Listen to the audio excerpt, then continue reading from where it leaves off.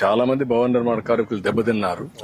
ఇప్పుడు దానికి కూడా నేను వచ్చినప్పుడు ఇంత మునుపు ముఖ్యమంత్రిగా ఉన్నప్పుడే 1.5-2% డబ్బులు కూడా ప్రభుత్వం కాంట్రాక్టర్ నుంచి డబ్బులు సేకరించి మీకు భవన నిర్మాణ కార్మికులకు వెల్ఫేర్ ఫండ్ కోసం ఖర్చు పెడుతున్నాం.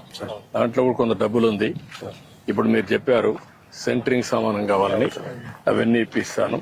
అదే గేదెలు పట్టుకుంటా ఉన్నారు, అది కూడా వర్కౌట్ చేద్దాం. ఏమేం చేయాలో చేద్దారని చెప్తాను. ఈ విషయం కూడా మాట్లాడి నేను కలెక్టర్కి ఆదేశాలు ఇస్తాను, చెప్పి చేయిస్తాను. ఇల్లు కట్టిస్తాను, ఇంటి జాగా ఇప్పించి ఇల్లు జాగా కూడా ఇమ్మంటాను, ఇచ్చి అన్ని చేస్తాను. రండి.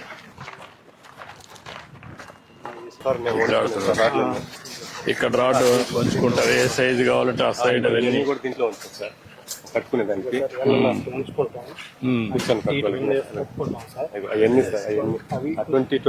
ఇసుకన్నా ఇంకా లావుతాడు కూడా దీంట్లో ఉంచుకున్నాం సార్. చాలా సంతోషమా. ఈరోజు మొట్టమొదటిసారిగా మీ యొక్క కన్స్ట్రక్షన్ అంతా కూడా భవన నిర్మాణం డీటెయిల్స్ కి వెళ్ళాను సార్.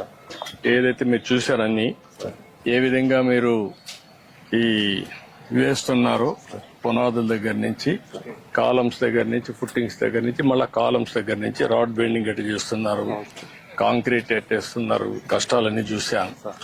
ఈరోజు ముఖ్యంగా మేడే ఉత్సవాలు జరుపుకునే ఈ సందర్భంలో భవన నిర్మాణ కార్మికుల దగ్గరికి వచ్చి ఇవన్నీ చూడడం చాలా సంతోషంగా ఉంది.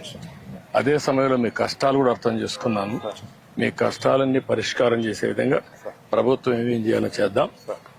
ఫుట్టింగ్ దగ్గర నుంచి పెయింటింగ్ వరకు మీ కష్టాలని నాకు అర్థమైనాయి.